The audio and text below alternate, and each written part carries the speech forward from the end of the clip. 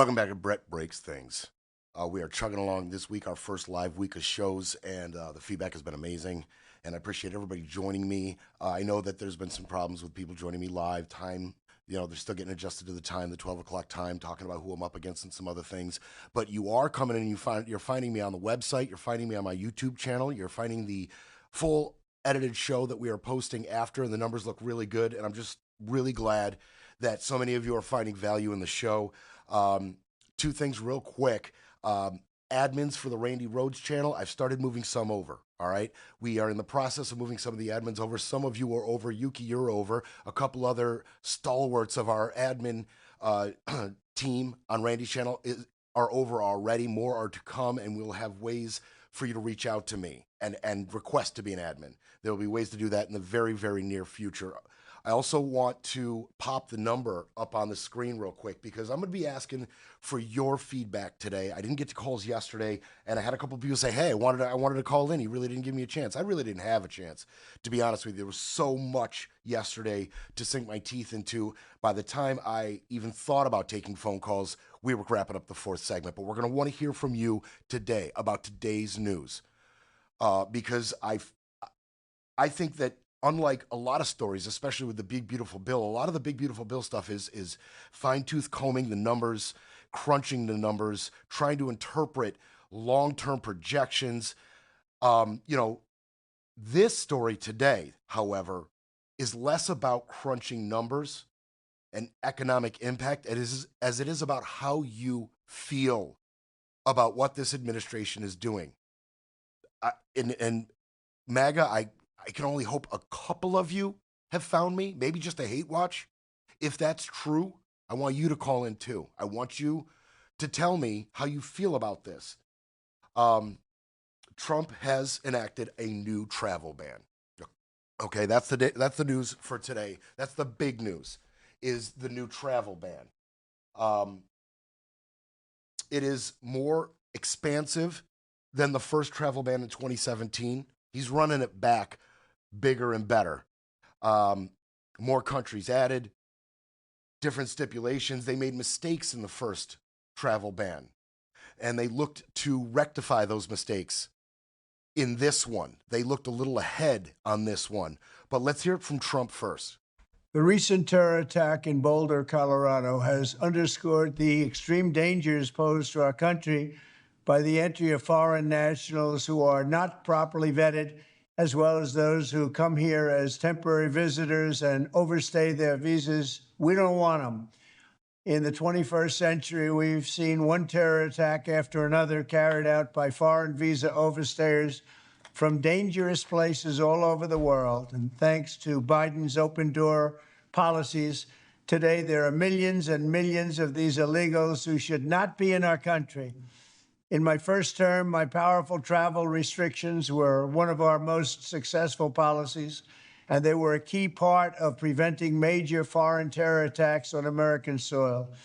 We will not let what happened in Europe happen to America. That's why on my first day back in office, I directed the Secretary of State to perform a security review of high-risk regions and make recommendations for where restrictions should be imposed.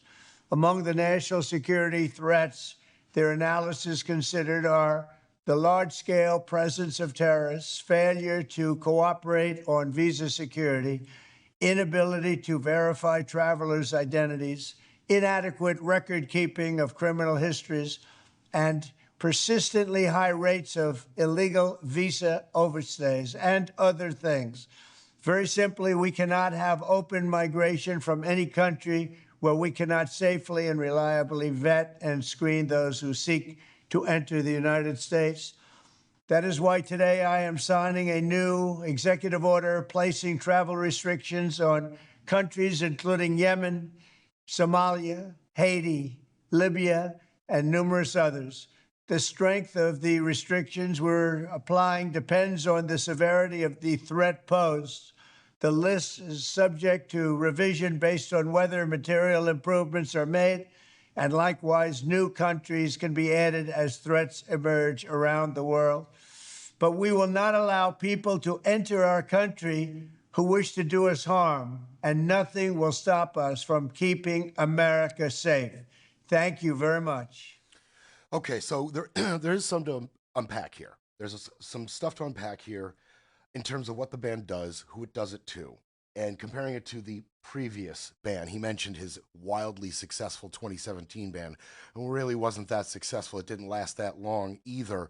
But as far as the ban itself goes, it suspends the entry of immigrants and non immigrants, including tourists, business visitors, and students from these 12 countries specifically. Full ban on Afghanistan, Myanmar, Chad, Republic of Congo, Equatorial Guinea, Eritrea, Haiti, Iran, Libya, Somalia, Sudan, and Yemen. That's the full ban list.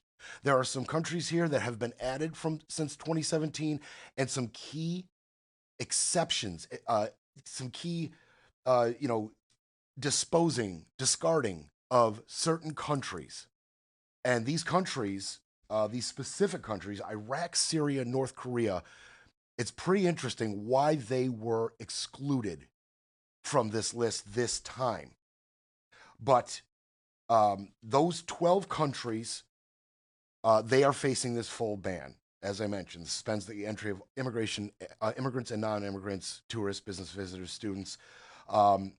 It exempts U.S. lawful permanent residents, rather, green card holders, visa holders. Okay, another exemption, which I'm all for, is the Afghans that worked with us in Afghanistan. During our war in Afghanistan, we had a dedicated, brave sect of Afghanis that worked with the United States government to keep peace in the region, gain intel, bolster our fighting force, and regional gave us regional context, intelligence.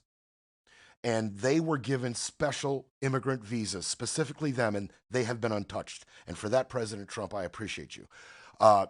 One thing about Trump, though, on that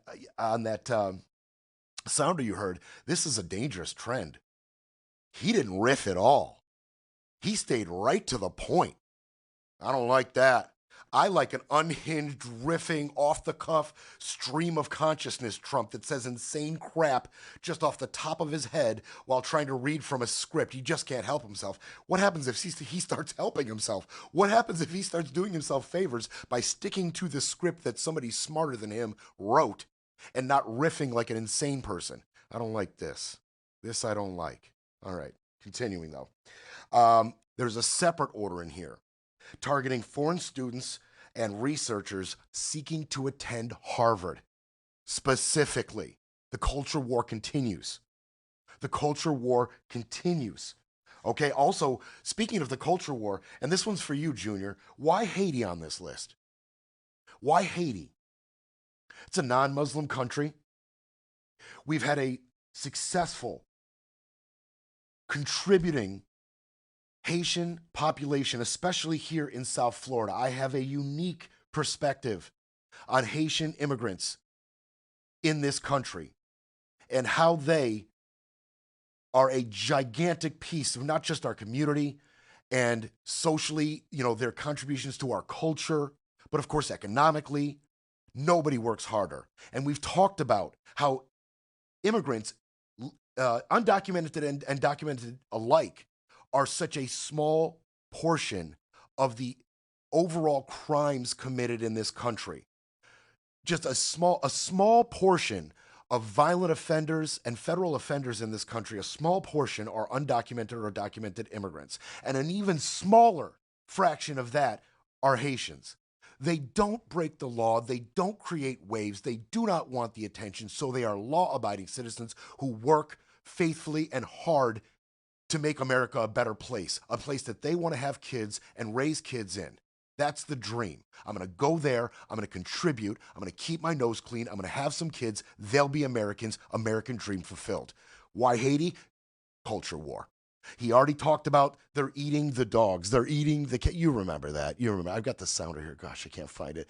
I got to get more familiar with some of Randy's sounders. But you remember they're eating the dogs. They're eating the cats. They're eating the pets. That was an attack on Haitian immigrants up north.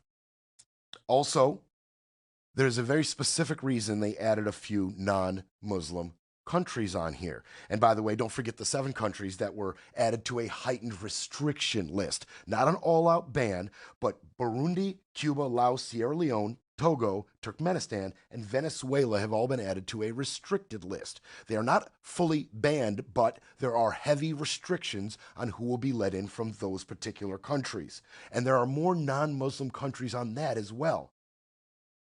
Well, I'm going to get into, in the next segment, I'm going to get into why these key non-Muslim countries. The old ban was pretty uniform. Iran, Iraq, Libya, Somalia, Sudan, Syria, and Yemen. Those are the countries that were included in the original 2017 ban. But the original 2017 ban, that was willy-nilly. That was, it was half-cocked.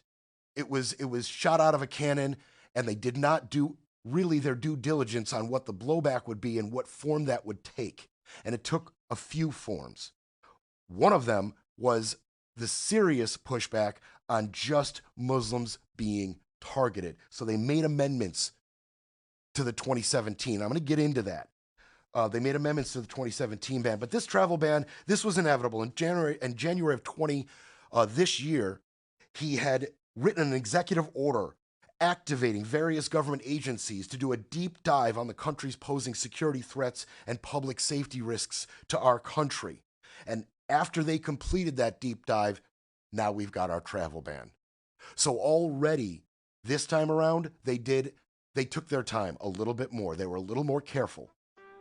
They were a little more careful because they faced specific challenges to the first ban. And I am going to dive in to the challenges that the first ban faced and why it ultimately, was challenged in the courts and then struck down. We'll talk about that. But I truly believe that this is perfect timing for Trump. He's got the ICE raid videos ramping up.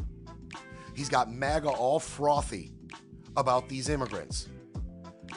That Egyptian national who attacked that group in Colorado, the timing couldn't have worked out any better. What a great opportunity to unveil this new travel ban. So because an Egyptian national carried out a terrorist attack on U.S. soil, of course Egypt's on that list. But you didn't hear me say Egypt when I gave you the list, right?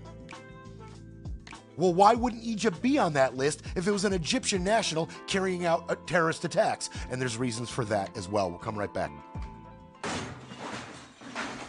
It's time for a quick break, then we break some more. You're listening to Brett Breaks Things. You're back with Brett Breaks Things, where the truth hits harder than the headlines.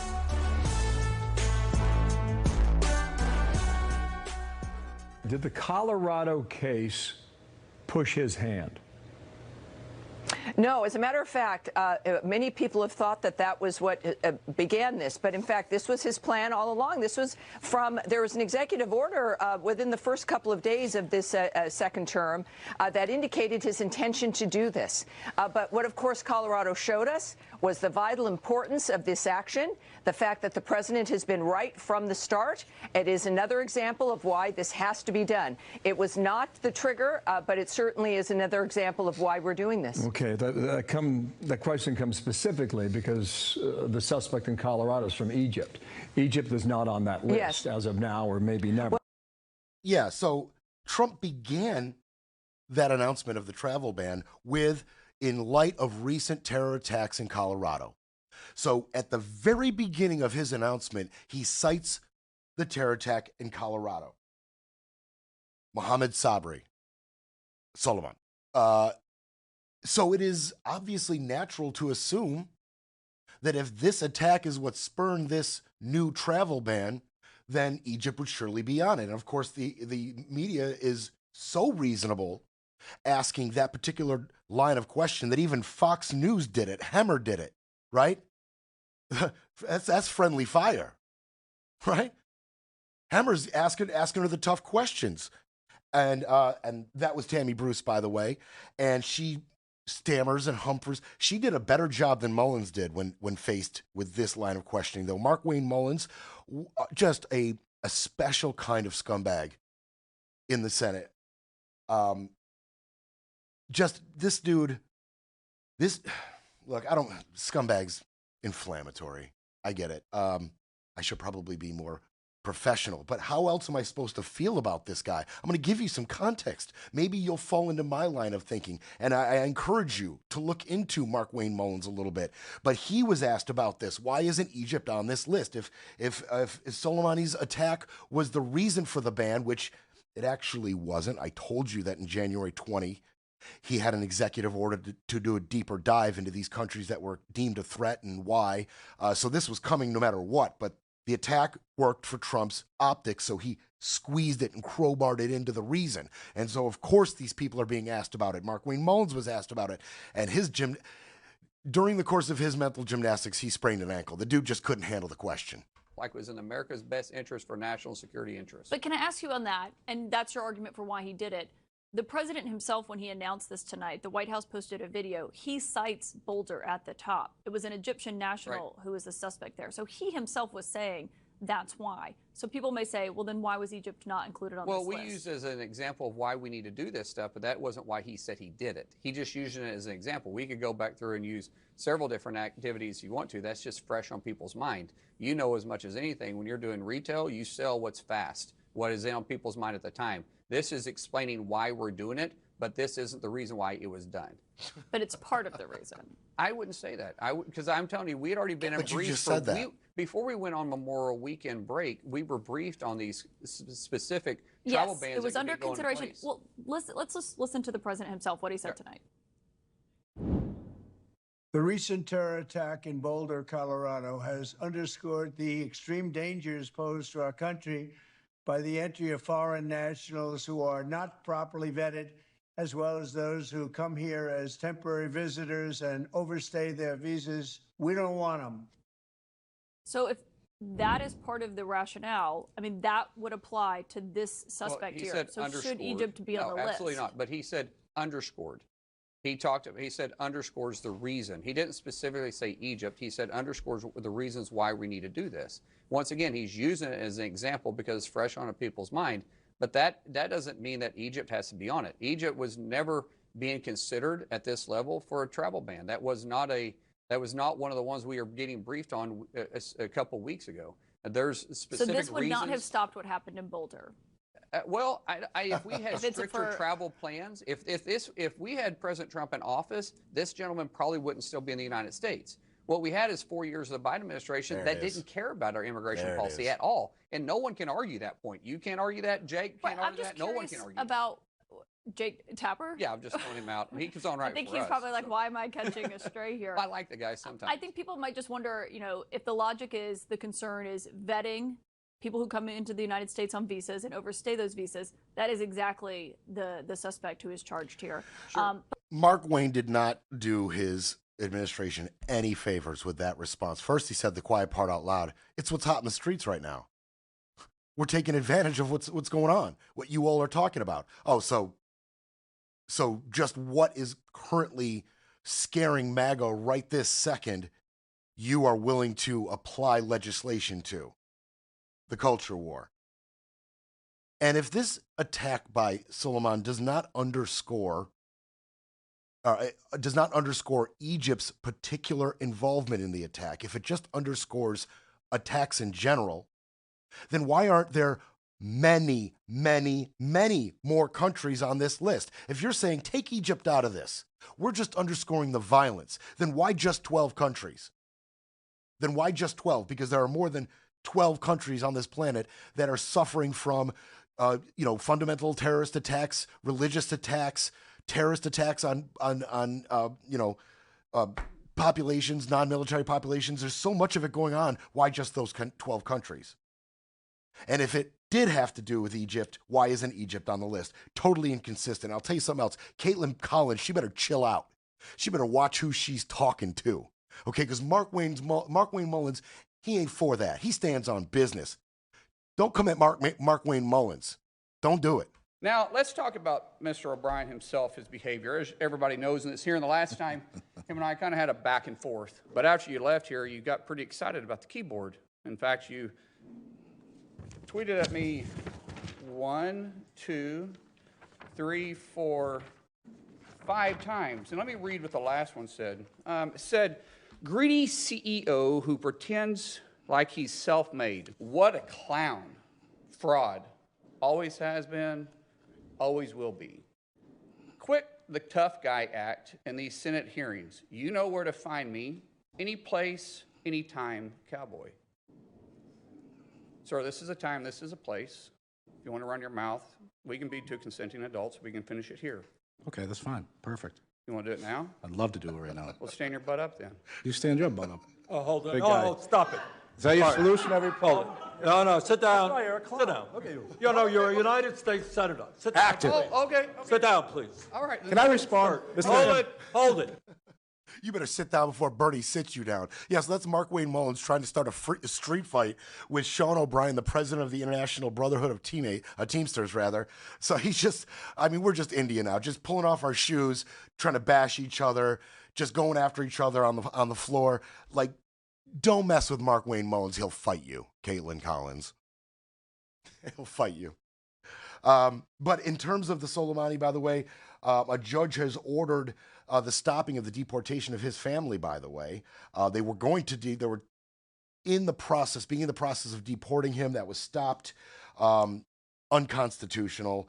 And this has precedent. If anybody's out there, like, just get them out of here. Get the whole bunch of them out of here. That's not constitutional, and it does have precedent to not deport his family. You have to have evidence of individual involvement from the family members to deport them. That's under the Patriot Act in 2001. You know, in 2015, Donald had suggested punishing and deporting families of terrorists as a deterrent, never implemented. He knew better. And of course, the Geneva Convention also prohibits targeting of family members due to violence. So his family will be staying, and it's not, you know, some libtard plot to keep terrorists in the country. It is well established precedent in this country for quite some time. So his family will be staying. But there are distinct differences between 2017 and this one. And the reason that one of the reasons they added so many other countries, at least to that restricted list, because if you look at the restricted list, those specifically don't have anything to do with majority Muslim countries: Burundi, Cuba, Laos, Sierra Leone, Togo, Turkmenistan, and Venezuela. Turkmenistan and Sierra Leone, I'm not 100% sure on their majority religious leanings, but obviously Cuba, Laos, Venezuela, they're on the list as well. And that is because one of the main pushbacks, now in the first 2017 travel ban, it had suspended our refugee admission program. There was changes to that this time. And it had an indefinite ban on Syrian refugees, Well, that was halted, okay? That was halted mainly because it was felt to be overarching discriminatory to Muslims. Okay, they cited 9/11 attacks. They cited foreign nationals who were hostile towards America, attempted terrorist attacks that they said they halted. These were all reasons for the 2017. But on February 3rd of 2017, a federal judge, James Robart, he had a national temporary restraining order on that 2017 travel ban, which was upheld by the Ninth Circuit Court. So they had to start making changes to that. And it took time, and it took effort and money, and they had to wait. It was embarrassing. Here's the travel ban.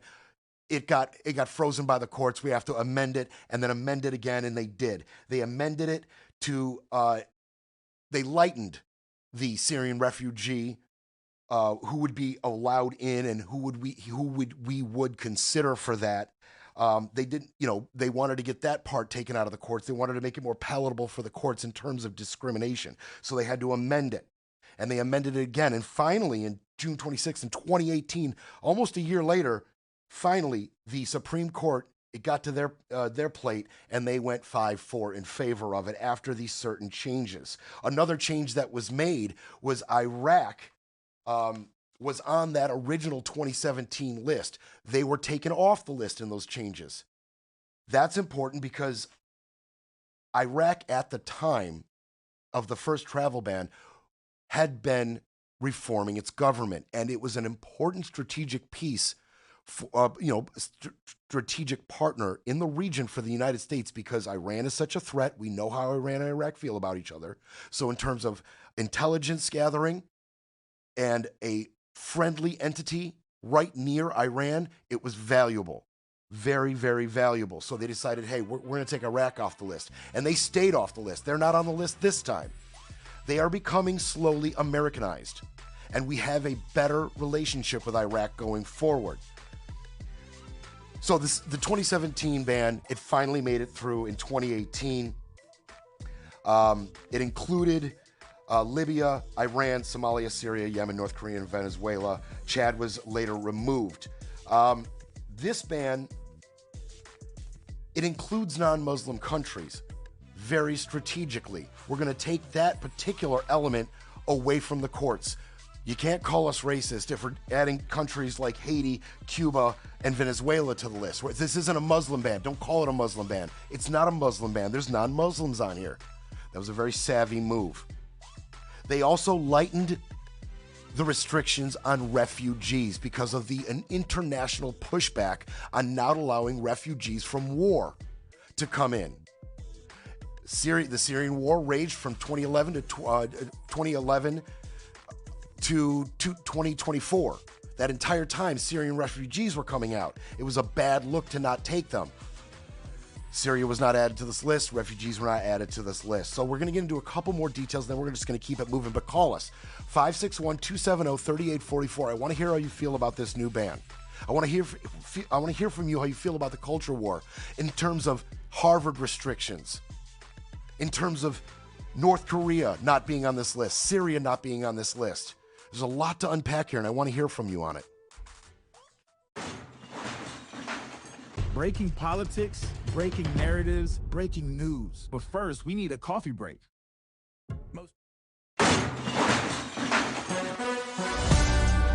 You're back with Brett Breaks Things, because silence isn't an option.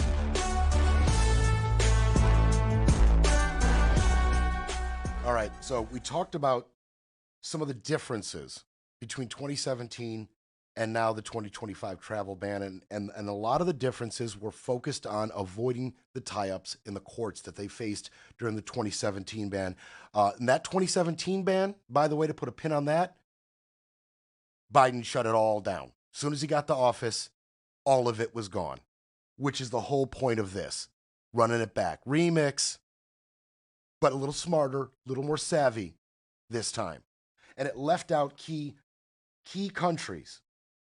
Now, again, to put a point in another particular point, the Egyptian exclusion. Why? Why exclude Egypt? Soleiman, Egyptian national, carries out a terrorist attack in Colorado. Trump mentions it specifically when he announces the travel ban and does not include Egypt. Well, let me give you just a little bit of context on why maybe not Egypt. President Abdel Fattah al-Sisi, he is the leader of Egypt right now. They met way back, okay? They met way back. First of all, Trump has 2 incorporated companies in Egypt since 2007. So the groundwork was laying. In 2007, Trump himself invested in Egypt, 2 companies, okay? And in 2016, fast forward, by that time, he and al-Sisi had a relationship. And Trump called him his favorite dictator. I mean, that's a very common theme with Trump. And, you know, that's one of the things I have a hard time reconciling when I try to assume the point of view of a staunch Republican or a MAGA Republican or even an independent that leans right.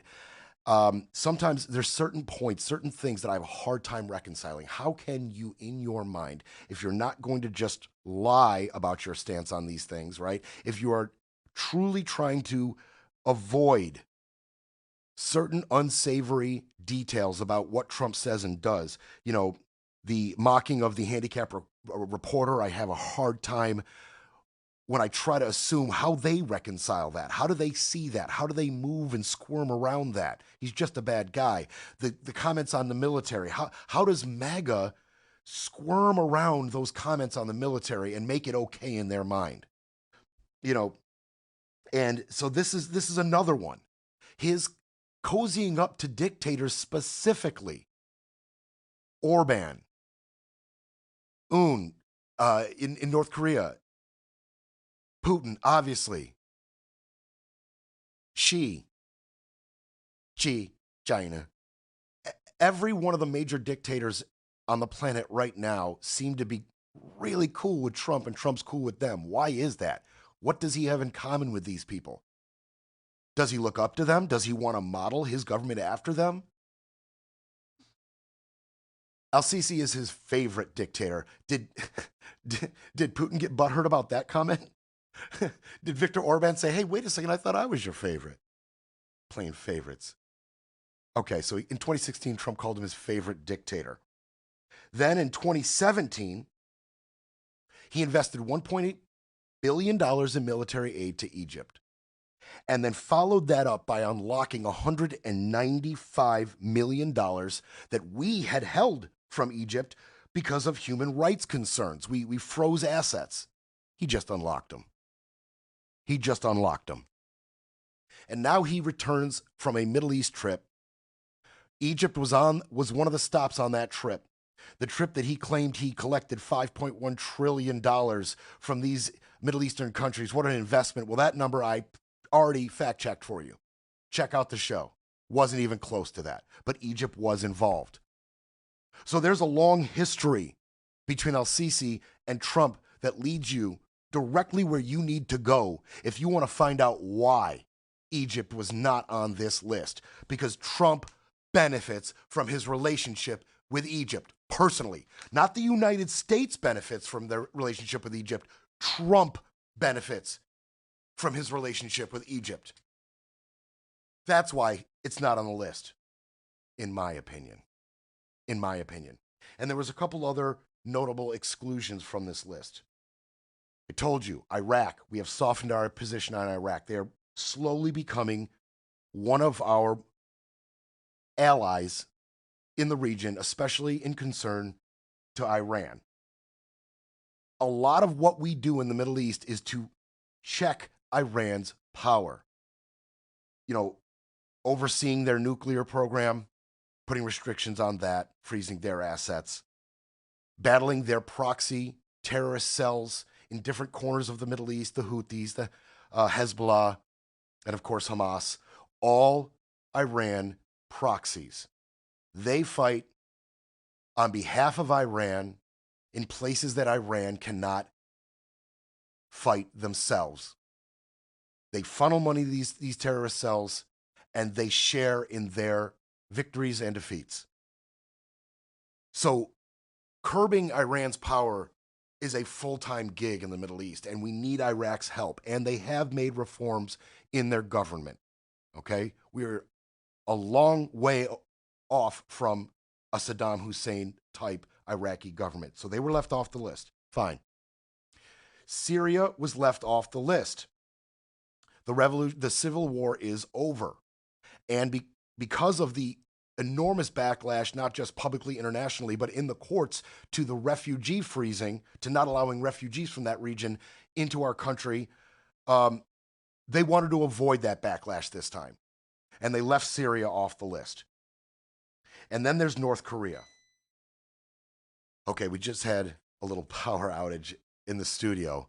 I think I'm live on the streaming portion of the studio right now. Just the stuff around me just went out. Sorry about that little break. Yeah, it looks like our stream is good. I should be back. I do apologize for that. Why North Korea? Why North Korea? Well, Trump had tried to reel in North Korea a little bit in his first term, and that blew up in his face. He couldn't control his rhetoric. And of course, dictators, you know, the likes of which that come out of North Korea, they're not going to, you know, just not match your rhetoric make their rhetoric match yours, and people started getting really, really worried about a nuclear strike from North Korea, and it was kind of a scary time during Trump's first presidency. And he is trying to normalize our relations with North Korea once again. He wants his friend back. He wants his dictator buddy back. And if we are to get any handle on North Korea's nuclear program and bring down the rhetoric, bring down the heightened sense of insecurity that North Korea generally provides us, you can't put them to this. You can't put them on this travel ban. That's just going to make it more volatile. It's just going to make it more volatile. A lot like what happened with Iran when Bush threw them on the axis of evil. We were on the cusp of normalizing our relationship with Iran when Bush just tacked them onto the axis of evil, and it was all downhill from there. Putting North Korea on this travel ban would have a similar effect, and it would certainly go opposite, counter to normalizing our relationship with them and possibly getting a little bit of an understanding or a handle on their nuclear program. So North Korea was left on off this list as well, but it is important to note that we are still banned from traveling to North Korea. Why? Because Otto Warmbier traveled to North Korea and he came back in a coma. I'm all for stopping Americans from going to North Korea. I'm all for that. And I'm also all for normalizing our relationship with North Korea. Now, if Trump wants to, get pointers on how exactly to subjugate your people, he'll get those from the North Korean government, certainly. But, that's more conspiratorial on its face. On the macro, normalizing relations with a country like North Korea is a good thing. On the macro. I am getting a couple calls in. I'd love to have more calls. Hey, I got a call right here. Oh, 2 minutes? No, you know what? We'll take the call after the break. I think the call does have to do with this particular topic, so we'll take the call after the break. But those countries were omitted. Very strategically, they were omitted. And like I said, the differences in the 2017 travel ban and this travel ban were very strategic as well. They really, really wanted to avoid the tie-up in the courts. And that's a smart thing if they're trying to push this through. Of course, if he gets a third term, he won't have to worry about having it overturned by a Democratic administration after this is all said and done, like happened the first time. Biden just nixed it all, right? He just nixed the whole thing to the pleasure of a lot of people internationally and in the States. It certainly was on brand for the Biden administration to do that. And I don't really, on its face, if you're telling me you're doing all this because you want to prevent future terror attacks, they're saying they're doing this because they cannot trust the countries that these people are coming from. They cannot trust their vetting processes. They can't trust that the governments that they're coming from have kept tabs on some of these more radical terrorist elements that might be coming in. Okay. All right. And you did take the steps to not just do Muslim countries, so this isn't just the Muslim ban. That was savvy. But, to leave Egypt off the list in the face of an Egyptian national carrying out that type of terror attack, the optics suck. And they suck because the reality of it sucks. Egypt was left off the list because Trump gained from it. And it makes you wonder why certain countries were left off the list that aren't mentioned here today and certain countries were added to this list. You have to evaluate and analyze and really come to a certain place with why Trump does what he does. We'll be back to break it all down. You're listening to Brett Breaks Things.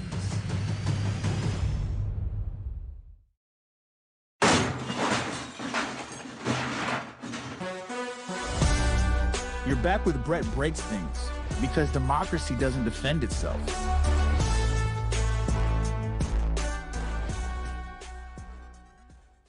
All right. So hopefully I dove into this travel ban a little bit for you. And I encourage you, if there's a country on that list that you're like, why? check it out. I mean, we're going to be doing some digging, and this is going to evolve, and maybe I'll have some answers for you in upcoming days. And if there's a country that's not on the list, other than Iraq, Syria, and North Korea that I mentioned already, ask the questions why. Why were certain countries left off? And I said I wanted to talk to you, and I do want to talk to you.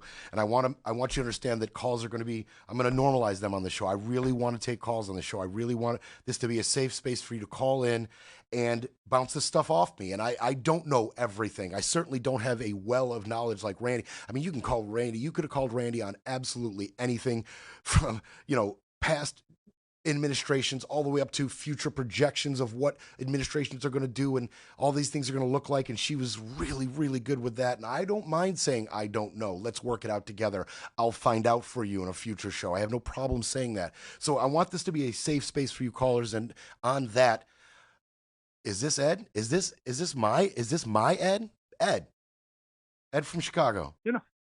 There he is. Good to talk to you, man. Well, first of all, quickly, the very first caller you had this week on Monday, what she said was so spot on. So if you ever need to remind yourself of why you're doing or why we appreciate what you're doing, just listen to her call. I can't say anything better than what she had said. I really appreciate that, Ed. I do. But on the topic of today, to me, this is all sideshow to keep our eyes off the fact that everything that he's doing is for Putin's benefit. I mean, he just getting rid of the cybercrimes unit, and then he just now getting rid of the unit that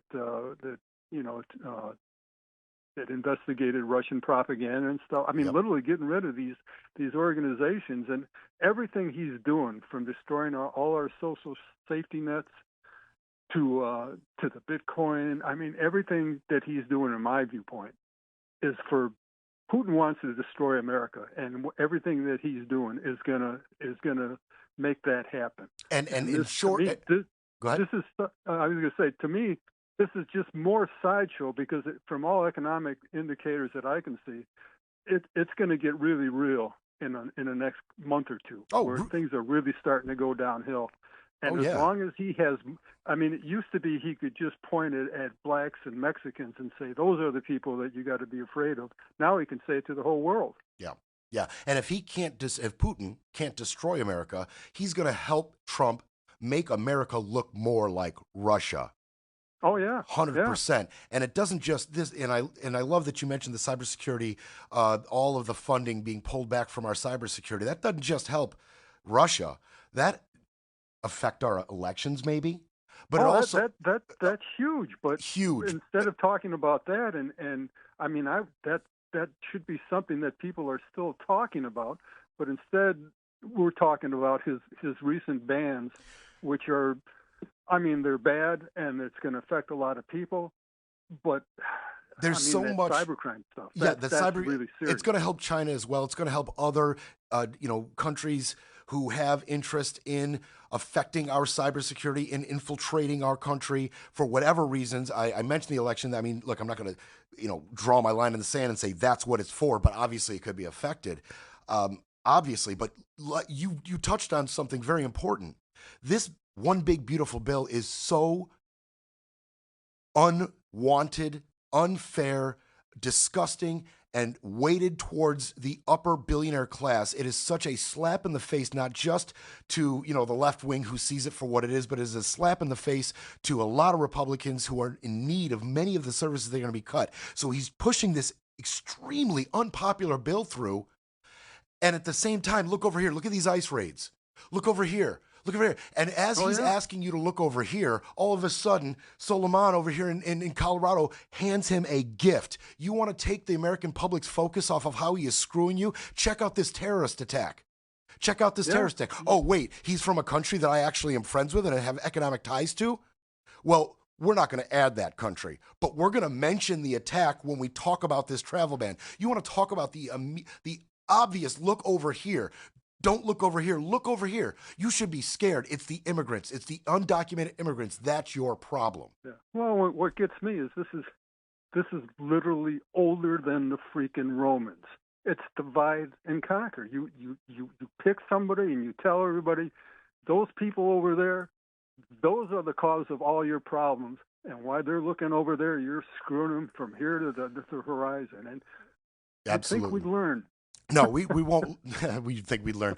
Ed, thank you for calling. Call in anytime. I want to get to this next call, but I can't tell you how much I appreciate hearing from you, Ed. Thank you so much, bud. Bye. And by the way, now that Ed's off the line and can't defend himself, Ed is a Green Bay Packer fan living in Chicago. I just want to put that out there. Some of you may know how I'm a diehard Bears fan. And Ed, he plays nice with me because he's a really nice guy. He's a Packer fan. Keep that in mind when you hear Ed and you think he's a nice guy. He's a Packer fan. John in Portland. Hey, Brett. Good to talk to you, man. Thanks for calling, John. What's going on? Your show. Thank you. Same old studio, brand new show, huh? Yeah, a couple changes here and there. We changed the lighting recently and, took some stuff down, put some stuff up. But yes, it should be and is meant to be a familiar space for you roadsters. Hey, are you going to be broadcasting on Free Speech TV as well? I'm a YouTube guy myself. All right, so I'm glad you mentioned Free Speech TV. I would be lying to you. I would be completely disingenuous if I was to sit here and tell you, we make it on Free Speech, we don't, no big deal, we'll survive. No, I'd like to be back on Free Speech, no doubt. And I've talked to some of the people that are in charge of making those decisions at Free Speech. They are aware of the show.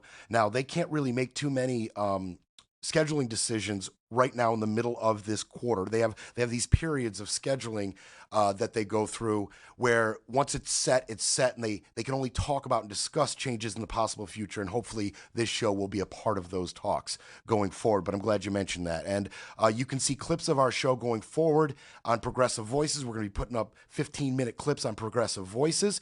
So who knows where our relationship with Progressive Voices will evolve to going forward. Fair enough. I mean, I used to watch Randy on YouTube. I mean, I beat off to her every day. I love her blonde wig that she's wearing, her big old tits. And do you have big tits as well, Brett? Can you whip those out for us as well? Got me. My tits are from muscle, and maybe in a future show I'll whip them out for you. Gotta love the trolls, and we knew that was going to be a thing, right? We knew there was going to be a thing. I could only ask that if you're going to troll the show and get through, bring it a little better than that. Like, let's get some real laughs. Like, just cultivate it just a little bit more, spend a little bit more time, and bring the ha-ha. That was kind of lazy. Keep the calls coming. It's really tough to trigger me, to be perfectly honest with you. I don't even know what me being triggered would look like. And I'm going to assume that's MAGA. Maybe it's just a troll, but I'm going to assume that's MAGA. Instead of trolling MAGA, why don't you come on and defend your position? I know that level of discourse is generally on brand for MAGA right there. I know that's generally where you guys are at in terms of discourse, and defending your position is just trolling. But I would love to hear from somebody who could actually come on and defend a lot of Trump's positions. I want to hear from a MAGA who's going to call up and tell me and extol all the virtues of the one big, beautiful bill. That's what I want. That's what I'd like to hear from. But, we got some trolls. I was pretty good at sussing that out when I was on the phones with Randy.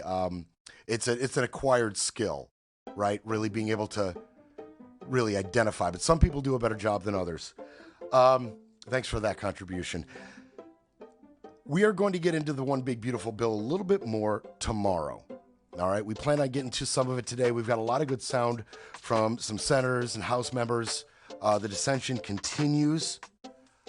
I don't want to be suckered in, but I would be lying if I didn't tell you that I'm starting to harbor just a little bit of hope that they may not reach the threshold. It's probably too optimistic. But things people are saying, numbers that are coming out, numbers that will affect all of us, not just left wing, not just immigrants, but things that will affect all of us in the one big beautiful bill are starting to come out and really piss a lot of people off. And we're starting to hear about it. Is there a possibility? Is there any world in which the one big beautiful bill does not make it through the Senate? Man, I can only hope so. They'll try to repair the narrative, but Brett Breaks Things will be back tomorrow to break it all down.